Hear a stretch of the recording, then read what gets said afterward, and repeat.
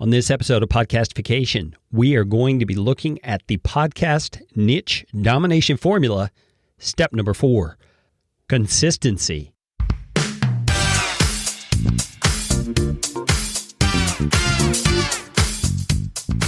My name is Kerry Green, and I am the client happiness guy at podcastfasttrack.com, and this is Podcastification. Podcastification is all about you. Teaching you how to podcast, how to put into practice the best practices that I and my team have learned in working with hundreds of clients. You are going to podcast better from listening to this show. If you like what you hear on Podcastification, please just hit the pause button, swipe to the sharing function on your app, and share this episode with somebody you know will benefit. And if you'd like to get in on more Podcastification goodness, you can do it by subscribing to our Podcast Optimizer email series, and I promise you, you won't get lots of junk. You'll just get one actionable email a week. Go to podcastfasttrack.com/optimizer. That is enough of that kind of stuff. Let's get you podcastificated right away. Hey, welcome back to Podcastification. Hope you're doing well out there in this crazy 2021. Doesn't matter, though, if you're listening in 2021 or some other time, this content is evergreen. It'll help you no matter where you are in your podcasting journey or no matter when you are. Now, before we get into step number 4 on my podcast niche domination series, I want to remind you that these steps that I'm going through will do you absolutely no good unless you dedicate yourself to applying them. You are doing that, right? If not, are you at least planning a way to make it happen in the near future? Nothing could impact the long-term success of your podcast like nailing these steps. So I'm going to encourage you, get off your duff, get yourself rolling, get moving, put these things into practice. Go back to the first episode of this series and just start. Get a little bit every day, a little bit every week, a little bit every month, and pretty soon you're going to have these things rolling and you are going to be ready to rock. All right, let's move on into step 4, consistency.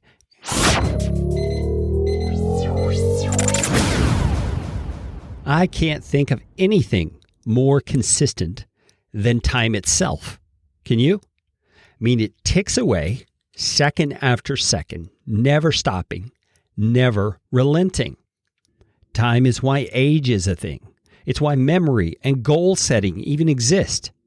Time is one of the unavoidable constants of life, and your podcasting efforts need to take full advantage of it.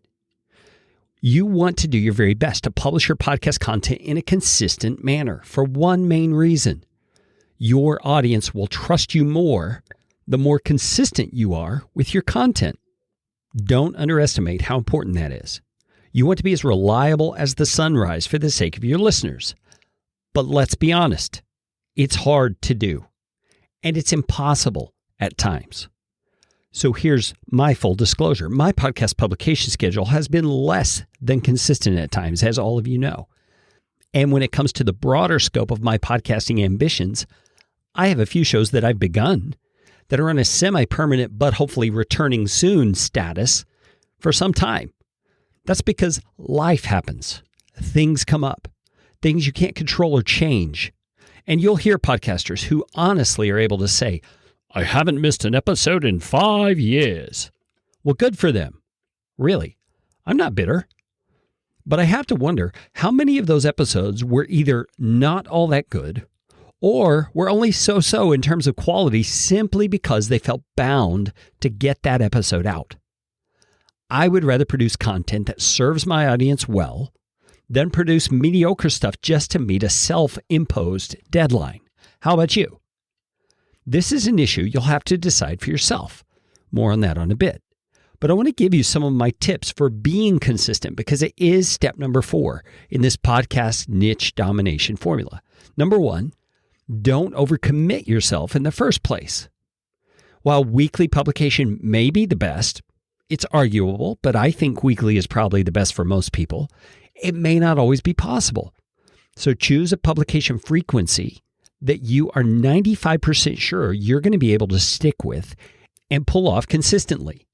That may mean you have to batch record 4 or 5 episodes and schedule those out every other week. So be it. That's what you do.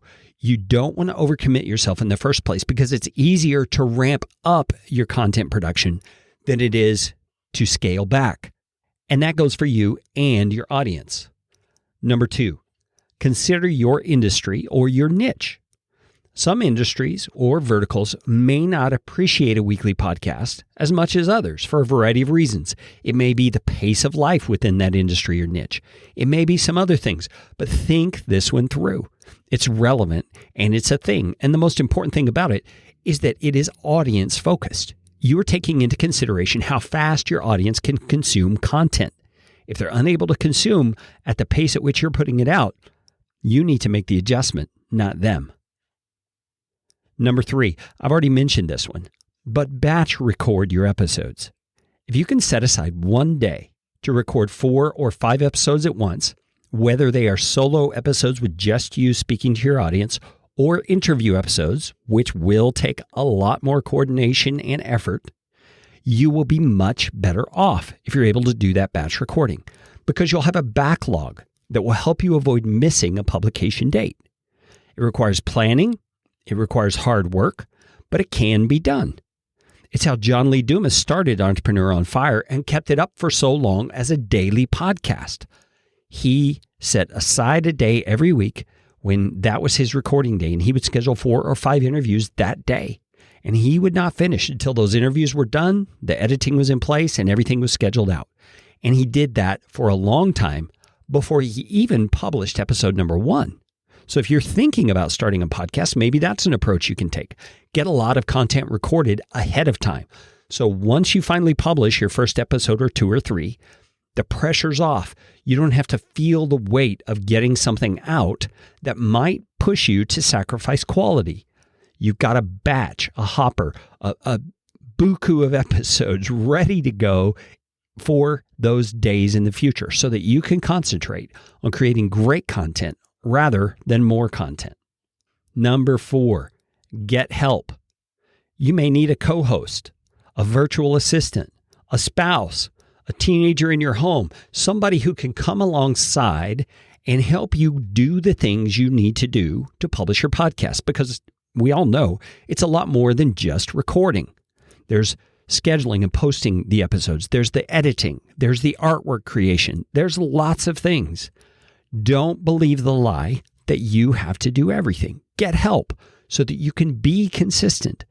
Now, I understand. I've been there. You don't always have cash to throw at these things and the ability to pay someone. That's why I mentioned a spouse, a teenager in your home. Enlist them, make a partnership, do some sort of thing that can get them learning to do what you need done for your podcast and you benefiting them in some way. Make it a cooperative effort. And I'm pretty confident most people can get the help they need. Number 5, make a decision and stick to it. A commitment to yourself is just as important as the commitments that you make to others. Many of us don't view it that way. We can easily lie to ourselves and be dishonest in the commitments that we're making to ourselves. But I'm telling you, if you make a wise decision about your publication frequency and commit to yourself that you're going to stick to it, as you would to other commitments that you make, like your job, your spouse, your meetings, then you are much more likely to pull off this consistency piece. And then 6th, cut yourself slack when life happens. Sometimes life just gets in the way, and you're going to find it impossible to stick to your schedule. It's happened to me. It's going to happen to me again. And it's likely to happen to you. A guilt-induced zealot would push themselves to publish anyway. A person guided by wisdom is going to weigh the decision in light of the other things in their lives that may be more important. And yes, there are things in your life more important than your podcast. So when life happens, my encouragement is that you act wisely, not out of guilt or compulsion. Do what's best for you, your family, and your audience in that order. Your podcast may have to come somewhere down the line. Hello? That wraps up step number 4 in the podcast niche domination series. Episode 5 is one I think you're really going to like. It's one of my favorites, and it has to do with the issue of saturation. We're going to talk about what saturation is, all the different ways that you can accomplish it, and be assured it's not comprehensive, but I cover a whole lot of stuff in this episode. So stick around for the next episode and reach out to me. If you have questions, comments, whatever, tag me on social media if you see this there, and let me know how I can better serve you as my listening audience. That's all we got for today. Go out and make it a podcastificating day.